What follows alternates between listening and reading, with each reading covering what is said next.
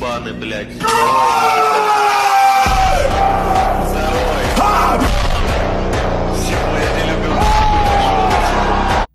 What is up, guys? Welcome back to another prediction video. Today I'm going to be giving my full card predictions for the upcoming UFC 303 pay-per-view. Go ahead and subscribe to the channel if you are new. I normally do very good on my predictions, and last time out on my full card predictions went 10-1. So go ahead and subscribe if you enjoyed the UFC and you want some MMA content and everything like that. It helps me out a lot. And I will preface this by saying this is a very important pay-per-view for me. I've gotten the last 7 pay-per-view main event predictions correct. The last main event prediction of a pay-per-view that I did get wrong was this exact matchup, picking Jiri Prochazka. So I will put a timestamp in the description for specifically the main event. But yeah, this is a very important one for me, and I really hope to get this one correct. So without any further ado, we're going to go ahead and get right into the first fight on the card. We got Charles Jourdain versus Jean Silva. And I am going to be taking Jean Silva here purely based on the fact that he has that absolute dog in him. Like, he literally barks on his way to the octagon. He knows how to impose his will, heavy hands. And Charles Jourdain, I mean, he's a good fighter. He's pretty technical. He has some submissions in his back pocket. But he has fought in some pretty low-level competition, and Jean Silva isn't the highest-level guy either, and his only win is over Weston Wilson, but I trust in his ability to impose his will here in this fight versus Charles Jourdain, who, you know, really doesn't push that much of a pace in his fights, and we really haven't seen him, you know, in a battle of attrition, in a battle of grit. Last time out, split decision loss to Sean Woodson in Canada. You know, Sean Woodson, he's a really awkward guy to fight, so you can't really take that much away from him there. But Ricardo Ramos and Kron Gracie, those 2 wins aren't that great. Ricardo Ramos, he'll always tap to a submission. I mean, the dude has no submission defense whatsoever. A loss to Nathaniel Wood. And, of course, Jean Silva coming in off of his Dana White Contender Series performance, which was very, very good. I forgot who the kid's name was. Kevin Vallejos, undefeated fighter out of Argentina. Jean Silva just absolutely put a pace on him and just gritted down on the mouthpiece, marched him down and put hands on him. And I think that he can do the same thing to Charles Jourdain here. You know, can't really look too deeply into the Weston Wilson fight, but, you know, he knows how to march forward. He knows how to land on the chin of his opponent. And, you know, both of these guys are about the same height and reach. Jean Silva is like an inch shorter. So without a huge differential in the athleticism, I'm going to take Jean Silva here just purely based on the fact that he's way more aggressive and knows how to impose his will and do damage in the octagon. I think he can win 2 out of 3 rounds here and get a decision. So first fight on the card, Jean Silva by decision. Our next fight on the card, we got the old dog, Andrei Arlovski versus Martin Buday, the Shamil the Blob Gaziev victim. So I'm going to pick Andrei Arlovski here. I know he is an ancient dinosaur, but, you know, he still has his skill. He's still a very technical fighter, good kickboxing on the outside, very accurate shots for a heavyweight. You know, he's much more skilled than a lot of these fat blob heavyweights, you know, that we're used to seeing. And Martin Buday, if you're losing to Shamil the Blob Gaziev, you're not a good UFC fighter. Even though, you know, Shamil the Blob, you know, you got to have respect.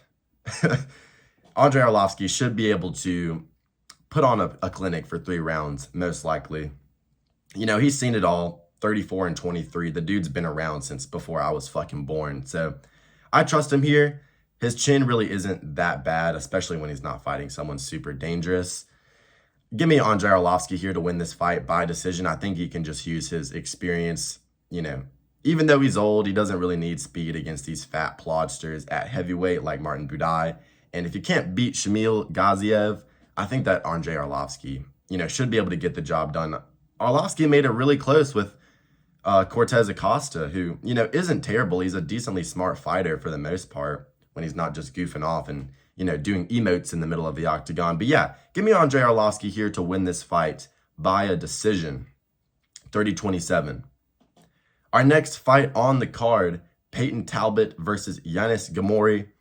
Last time out, on Peyton Talbot's fight versus Cameron Simon. I hit the nail on the head pretty much with the prediction there. A lot of people went with Simon thinking, you know, Peyton Talbot, he's not all that. Ever since I watched this kid on the Contender Series, I knew he was going to be a high-level fighter in this bantamweight division. I did predict him to beat Cameron Simon. I predicted that confidently, and my read was absolutely on point. I can notice the absolute nonchalantness of Peyton Talbot in the octagon. Super calm, just nonchalant, like I said. I became very nonchalant. And, you know, never panics when he's in there. And, you know, that just gives him a really clear focus to be able to, you know, use his really good shot selection. I mean, you can see it when he's, you know, catching Cameron Simon's kicks and toppling him over and, you know, catching the low kick, hitting a fucking spinning heel kick to the head afterwards. Peyton Talbot is a very good prospect, a very good prospect. I know one when I see it. And I told you guys last time he was going to beat Cameron Simon. I mean, this kid, Giannis Gamori, I mean, he's going to beat Giannis Gamori. I'm basically just talking about Peyton Talbot's career at this point because this is a foregone conclusion that he will win this fight. Much more skilled fighter. I'm pretty sure Gamori lost to fucking Gomis. So if you're losing to William Gomis, Peyton Talbot's going to butcher you up like a fucking steak. But I genuinely think that Peyton Talbot will get top 5, if not be the champ in the future. He's still very young, and you know, if he can improve his ground game and his grappling defense, I just don't see anybody outstriking this kid because the power is there at 135. Of course, he has the speed. And like I said, the nonchalantness, the fucking, you know, composure in the octagon to be able to, you know, find his shots at the perfect moment. Very good prospect right here. Very talented kid. I think he's going to go really far in the sport. And, you know, I don't think that Giannis Gamori has any fucking chance here in this matchup. Peyton Talbot by KO, second round. Thankfully, I was able to put him in a parlay at -500, which was the opening line. He's ballooned up to like 1,500 favorite, which is just disgusting. But thankfully, I was able to parlay him at -500 with someone who will get onto the video. Someone we'll talk about later on in the video with pretty good odds. So, you know, whenever Peyton Talbot fights or, you know, Bo Nickel or one of these guys that are going to run through their opponent pretty easily, you definitely want to make sure to go ahead and put them in a parlay before their odds fucking triple because it's crazy. Next fight on the card, we got Ricky Simón versus Vinicius Oliveira. I'm torn on this one because Ricky Simón should win this fight. You know, we saw Sopaj doing very well against Vinicius Oliveira in their fight with the grappling. You know, Oliveira a little bit wild on the feet, but when he did get the fight back up to the feet, he always landed impactful shots. And of course, he had that insane flying knee KO. That shit was awesome. I mean, you gotta love it when, you know, these shitty Apex cards have a crazy fucking finish like that one. So respect to Oliveira. Ricky Simón, though, has fought in high levels of competition, you know, good wrestling for the most part. But last time out, the look against fucking, what's his name? Dude, he looks like a little fucking creature. How am I forgetting his name?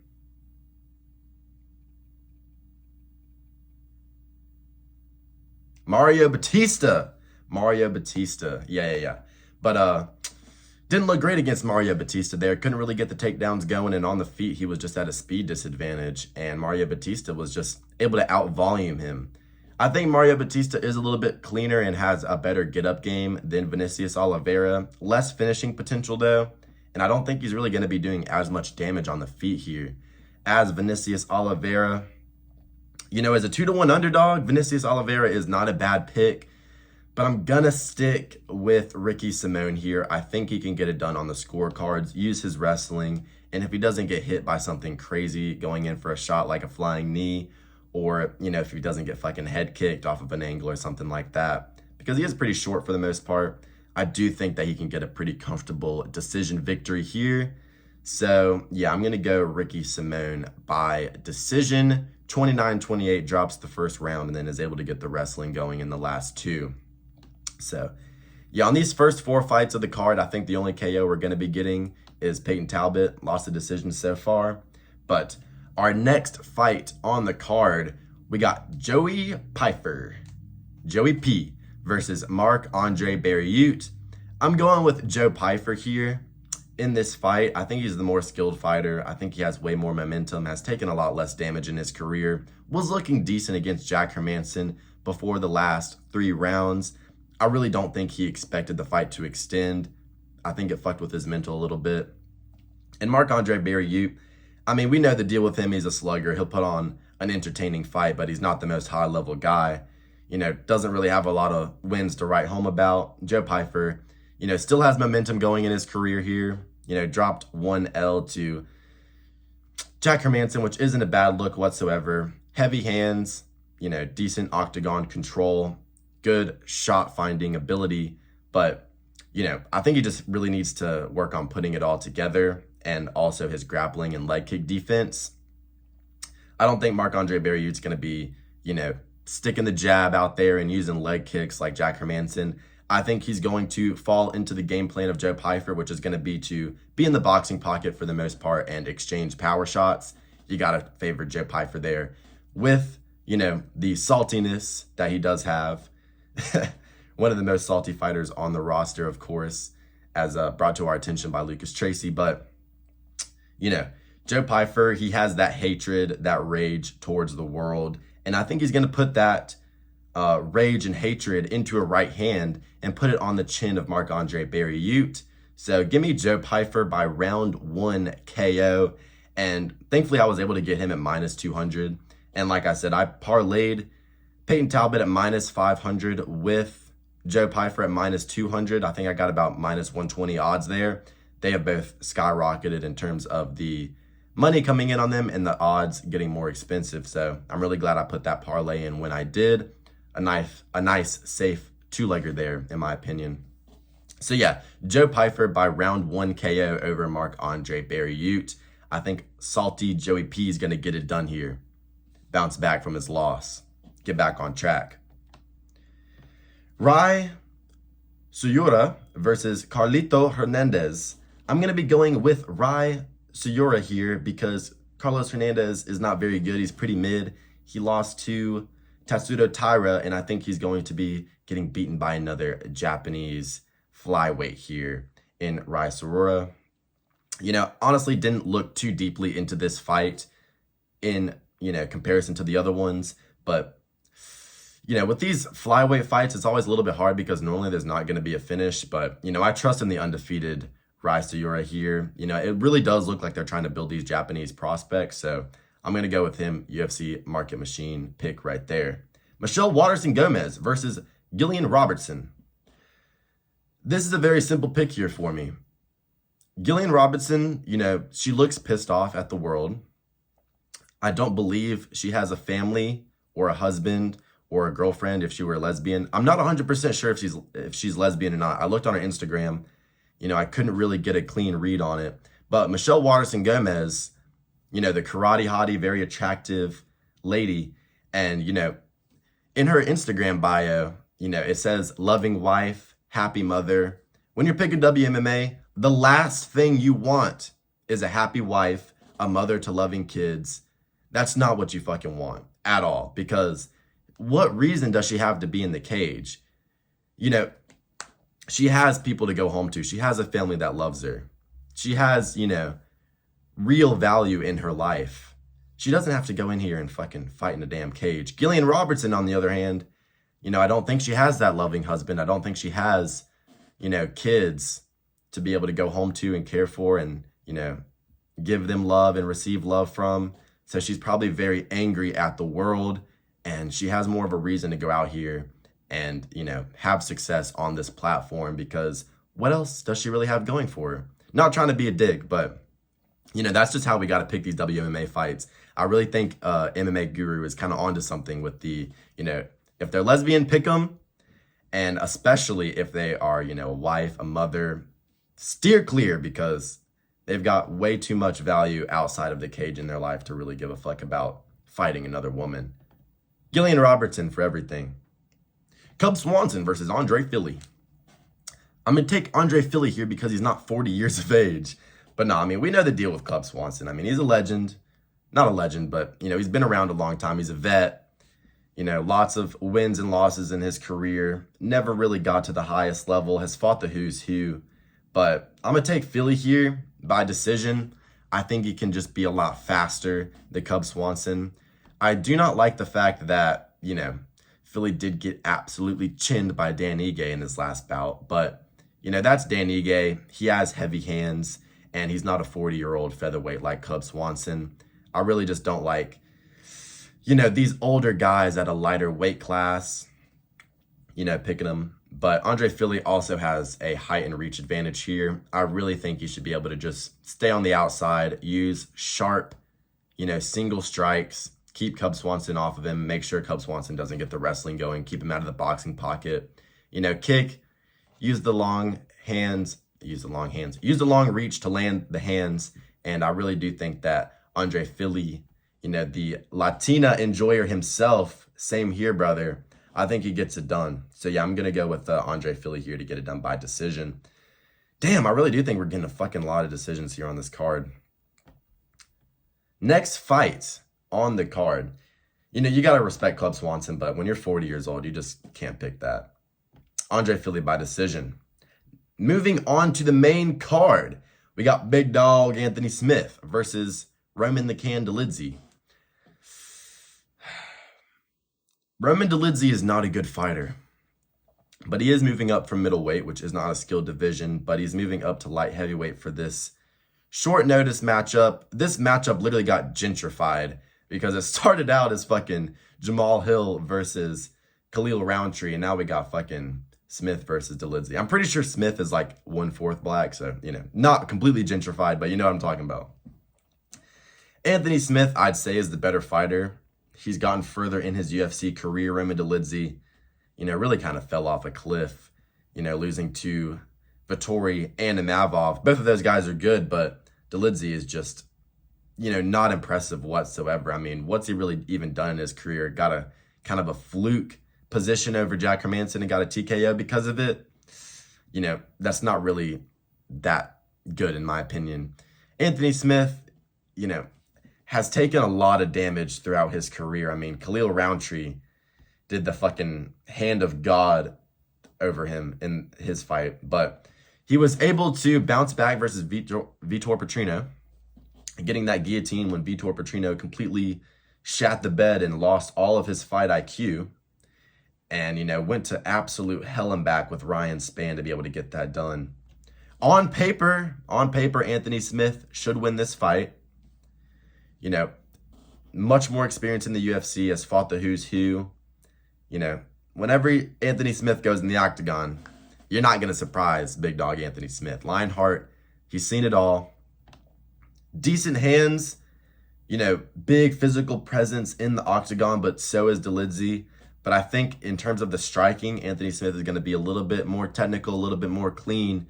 Dolidze's very sloppy. He likes to throw those swimming shots where it looks like he's swimming, and he's just going for it over the top every time.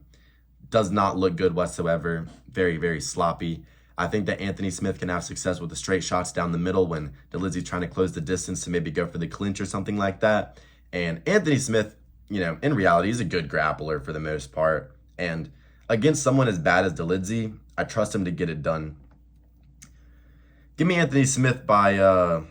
Give me Anthony Smith by round 3 KO ground and pound after Roman Dolidze gasses out because, on short notice, I don't trust him. I don't trust his gas tank in general, let alone on short notice.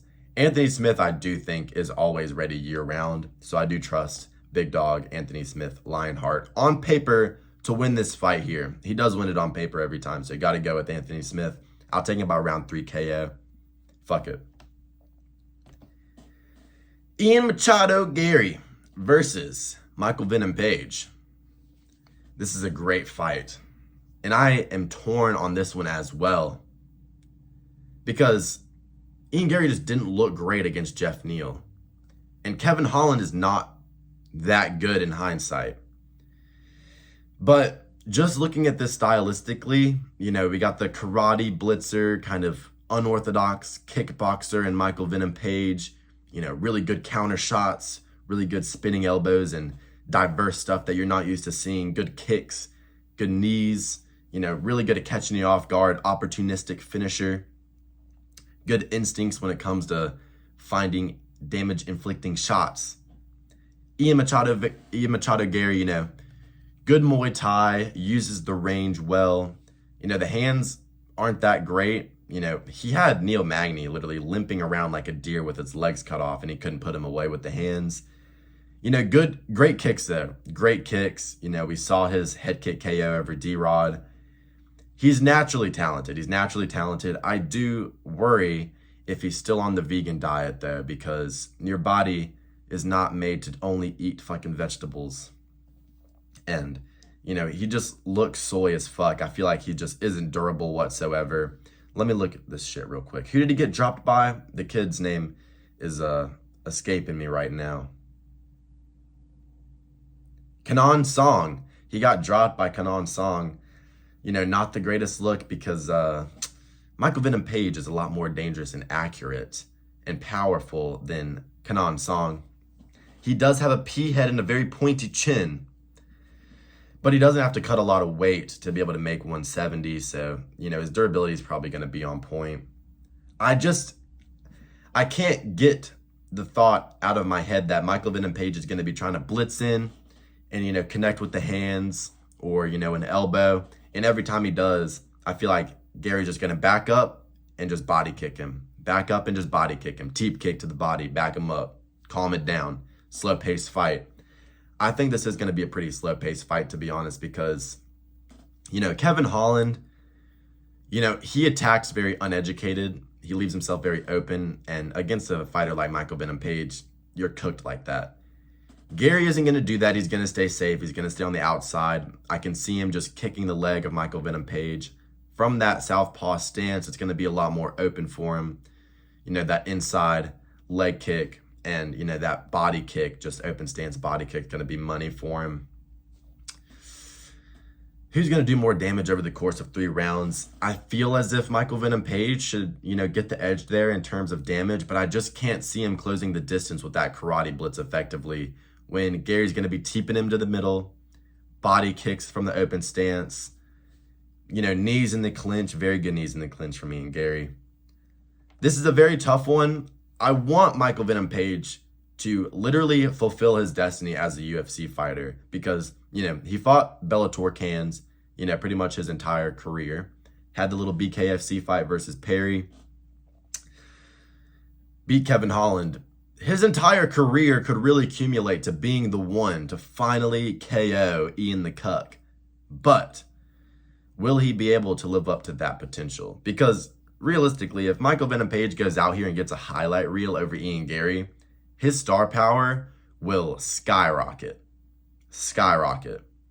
Because nobody really likes Garry that much. And, you know, Page is a likable fighter, very entertaining fight style, pretty charismatic. But for the pure pick, I got to go with Ian Garry. I can't unsee the thought of him just chopping up the leg, front kicks to the body kicks, roundhouse kicks from the open stance, you know, just interrupting the rhythm of Michael Venom Page whenever he tries to, you know, have a re-entry over the distance. I don't think that Garry's going to be nearly as, you know, uneducated in terms of his defense as Kevin Holland was. So, yeah, you know, not a confident pick whatsoever, but I'm going to go with Ian Garry here by decision. Ian Garry here by decision. I don't think he's finishing MVP. I think fight goes the distance is what you want to go for on that one, to be honest. Mario Bueno Silva versus Macy Chiasson, 2 females that are going to be fighting here on this main card. You know, at least we get a nice little break from the action, you know, go use the bathroom, you know, check on your bets, see how those are doing, you know, get some food, maybe, you know, have a drink, have a smoke, you know, during this fight. No one really gives a fuck. Who gives a shit about Mario Bueno Silva versus Macy Chiasson? Give me Bueno Silva. I'm pretty sure both of them are lesbians, so you can't really tell. They're both shit, though. Like, I'd honestly go in there and fucking piece both of these girls up. Not that I'm fucking John Jones status or Cedricus Dumas status, but just a low-level fight here on the main card. This card really got shit on low-key after McGregor and The co-main had to get canceled, but, you know, I'm really happy about the co-main in the main event that we did get in replacement. But, yeah, who gives a fuck about fucking... I'm not even giving a pick for that shit. Pick the Brazilian, I guess. Who gives a shit? They probably are on roids. Brian Ortega versus Diego Lopes. I love this matchup. We got the Eagle Maxer versus the Aura Maxer. We got the UFC Market Machine Hype Fighter, Diego Lopes versus Brian Ortega. Brian Ortega's been there, done that, fought the Who's Who's, fought Volt, fought Max Holloway, coming off of an insane win over Yair Rodriguez, where he was, you know, Eagle Maxing. We all know, you know, he had to pluck out his feathers. He had to break his beak and, you know, you gotta love Brian Ortega. Absolute hood classic. But, you know, he wasn't looking that great in the Yair Rodriguez match before he was able to, you know, gas out Yair Rodriguez, really just impose his will with that, you know, forward pressure zombie grappling style, get his hands around him, take him to the ground, and he gets that sub. You know, that was a really good performance from him, especially the fact that he injured himself before he even fucking started the match. I had bet on Yair in that fight, and Yair was the last leg of a 5-leg parlay that I had. So, 2 bets on Yair Rodriguez. I'm going to have a separate video about people getting banned, but from getting bet on. But Brian Ortega ruined that. You know, I was counting my fucking money when he rolled his ankle. I was like, dude, he just rolled his ankle. He's been off for fucking years. Coming off of injuries, Yair Rodriguez is about to starch this dude. Goes in there, Eagle Maxes, gets the submission win. Diego Lopes, we know the deal with Diego Lopes. Alexa Grasso's jiu-jitsu coach. Very, very close fight with Evloev. And has just been on a fucking tear ever since then. I mean, fucking Pat Sabatini, Sadiq Youssef. Who else did he beat? Fucking Gavin Tucker. Man, this dude's been on a run, insane finishing potential, does have cardio. We saw him go all 3 rounds with Movsar Evloev on short notice. The cardio is not of concern. I expect him to show up a good version of himself here, just like he did against Evloev on short notice. I don't like the short notice for Brian Ortega as much because I feel like for him, he probably wasn't expecting this. And I feel as if, you know, Hunter Campbell called him, started gaslighting him. Hey, man, look, man. If you take this fight and you beat Diego Lopes, you steal all of his hype. You steal all of his hype, all of his fans, and you get the title shot next versus Ilia Topuria. You fucking know how they fucking gaslight these fighters into taking these fucking matchups. But Brian Ortega, nowhere near the striker of Diego Lopes. I think Diego Lopes, you know, the punching combinations, the leg kicks, the speed is just on point. The uppercuts are just fucking nasty as hell. And I think he's going to steamroll Brian Ortega in the first round. And, you know, very good grappling in his own right, very good jiu-jitsu in his own right. I feel like they're going to basically just nullify each other on the ground. I don't see either one of them having too much success here on the ground because, you know, Brian Ortega, you know, famous for that really good Gracie jiu-jitsu. And Diego Lopes, I mean, we've seen the absolute devastating submission ability he's had so far. Even though it's been against low-level competition, you can see it just off of the eye test. And, you know, of course, Alexa Grasso's jiu-jitsu coach, she wouldn't have hired him for no reason. She wouldn't have hired him if he didn't know what he was talking about. And you got to go with Diego Lopes here in this matchup. Lots of power on the feet, fast as fuck. I feel like the jiu-jitsu is going to nullify each other. I think we're going to end up seeing a stand-up battle. And give me Diego Lopes by round 2 knockout over Brian Ortega. Moving on to the main event. And I absolutely can't wait for this main event. I was looking forward to Connor, but Jiri and Alex are 2 absolute warriors. This is going to be a super exciting matchup. And I cannot wait to relive one of the most epic moments in UFC history that I can remember, especially recently, which was their epic stare down, having Jiri's music in the background and both of them just looking each other directly in the soul, super stoic, didn't move a fucking muscle. It was an absolute cold scene, and I cannot wait for this matchup. I want this to be a double knockout. Both of them go down for the count. We get a trilogy. Nah, but that'd be the perfect world because I don't want either of these guys to lose. I fuck with Alex and Jiri heavy. These guys are like both in my top 10 favorite fighters. Short notice, don't love it for either one of them. But the fact that it's short notice will help Jiri more than Alex. Alex, I think he had 2 broken toes. Isn't, a bad injury, but, it's going to affect him a little bit. Maybe he doesn't throw the leg kick as much. Jiri doesn't have to cut as much weight as Alex. You got to think that that's going to help Jiri a little bit just in terms of preparing on such a short notice. Both of them, good performances at UFC 300. Of course, Alex Pereira had that easy light work KO over Jamal Hill. I predicted the left hook, but I thought it would come a little bit later in the fight once they got to work a little bit. He got it done instantaneously, basically.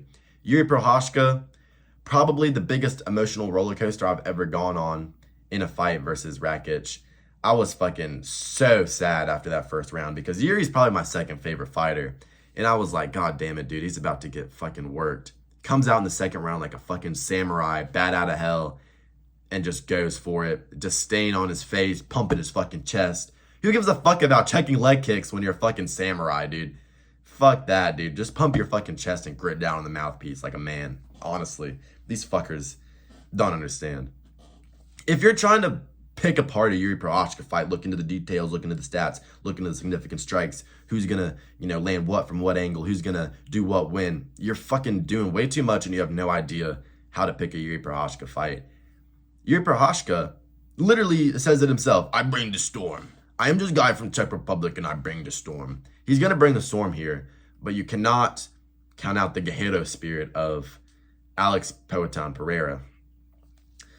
God damn, this is a hard matchup because, of course, on paper, Alex Pereira should show up the legs, drop the hands, get, the left hook or a right straight, knock Jiri out, right? I mean, that's what should happen. That's the logical pick. Fucking multiple time Glory kickboxing champion, 2-division champion in Glory as well. We know the accolades of Poatan. No need to yap about that. Jiri Prochazka, insane finishing ability, very opportunistic, very good instincts when it comes to, pinning somebody against the cage and landing a devastating blow. And with this pick, I'm not just putting this fight prediction at stake. I am putting on, dude, how many events has it been? This was the last fight in a pay-per-view that I got wrong. I got Leon correct, I got Dricus correct, I got Ilya correct, I got Sean O'Malley correct, I got Poatan correct, and I got fucking Pantoja and Islam. So I've gotten every single pay-per-view main event correct since the last time they fought. So I'm worried about this one because, man, it would suck if it's the same fight that I get wrong again. I did pick Jiri the first time. Dude, realistically, Jiri Prochazka spent 3 days in the dark room. He's been training with the Shaolin monks. He's aura maxing. So is Alex Pereira, but man, I can't pick against Jiri when he's been training with the fucking monks and he just spent 3 days in the dark room after a win at UFC 300. You have to kill him to beat him. Unless you have Mark Goddard in there and fucking up the MMA gods' plans. Jiri Prochazka is the MMA gods' chosen one. He's their, child. He's their spawn that they put onto this earth to, bring peace and stability to the light heavyweight division. Unfortunately, Mark Goddard and the Guerrero power of Alex Pereira messed up their plans a little bit, but real ones know if Mark Goddard doesn't step in there, Alex Pereira, he would have been unconscious in the next round. Not really, but it was an early stoppage. Jiri Prochazka, I like the fact that he's in a rematch here because I feel like even though he's not the type to adjust on a fight-to-fight basis, I feel like he's so in tune with what's going on in the world around him and his, relationships with other people and just being present in general that he's going to be like, okay, it is time to die versus Alex Pereira. And he's going to know what to expect. He might not do anything about it. He might not check the leg kicks. He might not keep his hands up. Who gives a fuck? He's the MMA God's chosen one. You have to kill him or have an early stoppage to beat him. I mean, he's going to keep coming forward like a fucking thunderstorm, striking lightning on you, unless you put him out with a clean shot. Alex Pereira has been looking a little bit slow at the light heavyweight division. Looked great in his last fight, but I think we can all agree he didn't look, quite as fast or intimidating as he did at 185. The power, of course, is more apparent at 205. His chin will be better at 205. But Jiri Prochazka, dude, you have to hit him in the fucking head with a baseball bat. Give me Jiri Prochazka here. Round 1, flying knee KO over Alex Pereira. Give me the trilogy. Magomed Ankalaev can fucking just go fucking live in goddamn Saudi Arabia, Abu Dhabi, whatever the fuck. No one gives a fuck about Magomed Ankalaev, dude. Let's just let them rematch for the belt for the rest of time until they both retire, because, if Poatan wins here, he's going to take on Magomed Ankalaev, and just the way the MMA gods are, if they can't have their chosen one beat Alex Pereira, they're probably going to sacrifice him to Magomed Ankalaev just to, give us a kick in the dick, because, you can't have something good. You can't have something good. The MMA gods, they know what they're doing. There's multiple levels to this. You got the MMA gods on top. You got the UFC, right below them in terms of what they want to happen. But I'm going to go with Jiri Prochazka here. MMA gods chosen one. Has been training with the Shaolin monks. Spent 3 days in the dark room. Poatan's a scary motherfucker, though. But yeah, I'm going to pick Jiri again here just because I think in a rematch it will help him. I know I'm yapping here, but this is just a crazy fight. Crazy, crazy fight. Both of these guys are so dangerous. But yeah, I'm going to go with Jiri Prochazka, round 1, flying knee or maxing. Just because I do not want to see Alex Pereira beat my second favorite fighter and then lose to Magomed Ankalaev when Poatan's probably like my 10th favorite fighter. So that would just suck, because fuck Magomed Ankalaev. I mean, he's a good fighter, but no one wants to see him be the champ when we can have fucking Sub-Zero or fucking Scorpion as champions. This is literally a fucking Mortal Kombat ass fight, dude.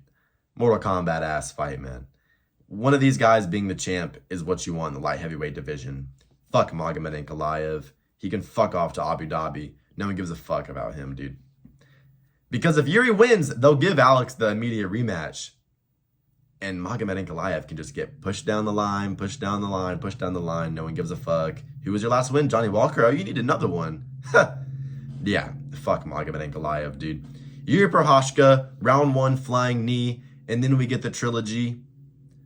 Dude, these guys, though, man, mad respect for stepping up on short notice to save the card. I mean, I wanted to see Conor fight. Don't get me wrong, I'm a Conor fan. Like, I'm not sad. I mean, I'm not ashamed about that. I'm a big Conor fan. I really wanted to see him fight. I wanted to see him win, but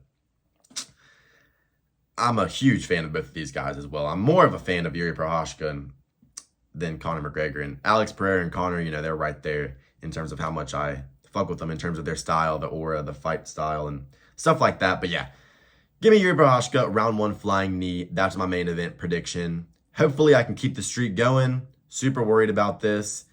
If I get this one right, though, I'm going to go undefeated on pay-per-view predictions for the entire year, because the rest of the year is fucking easy cash. Thank you guys for watching the video. Like and subscribe if you enjoyed. Leave a comment in the comment section below if you agree, disagree with any of my predictions, my takes, anything like that. And as always, have a great rest of your day.